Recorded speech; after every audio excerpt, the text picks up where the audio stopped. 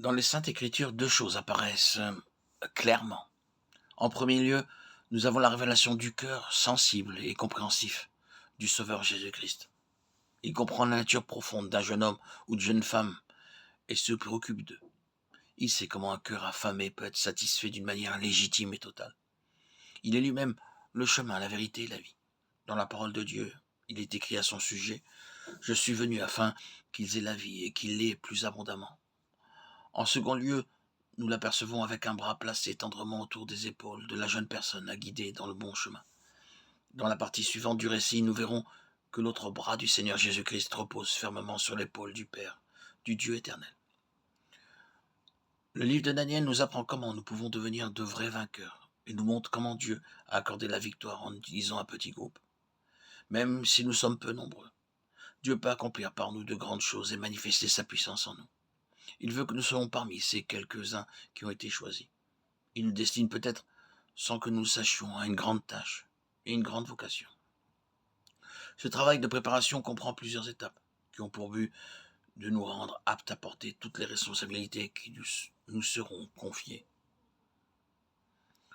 Dans Daniel chapitre 1, nous voyons comment 4 jeunes gens ont été préparés sans qu'ils le sachent. Tout d'abord, un jeune homme du nom de Daniel prit position courageusement et résolut dans son cœur de ne pas se souiller avec les mets du roi. Non pas que Daniel eût un préjugé contre une telle nourriture, mais il savait que les aliments préparés dans le palais royal étaient d'abord offerts à des idoles. Quant au vin, Daniel savait qu'il émousserait les gens et les sens. Voyant l'attitude de Daniel, ses 3 amis prirent courage et se joignirent à lui. Après 10 jours d'épreuve, il s'avéra qu'ils avaient meilleure mine et plus d'embonpoint que tous les autres jeunes gens.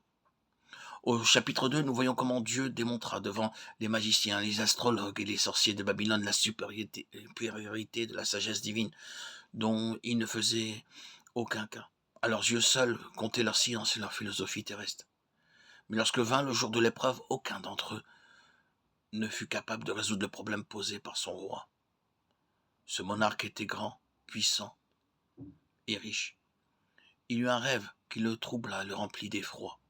Bien qu'il eût oublié tout ce qui concernait ce songe, l'effet en persistait et le faisait trembler. Toute sa richesse et son bien-être ne lui étaient d'aucun réconfort. Tous les hommes de ce monde sont mis à l'épreuve de la même manière. Il leur est donné de remporter des victoires, de fonder des royaumes.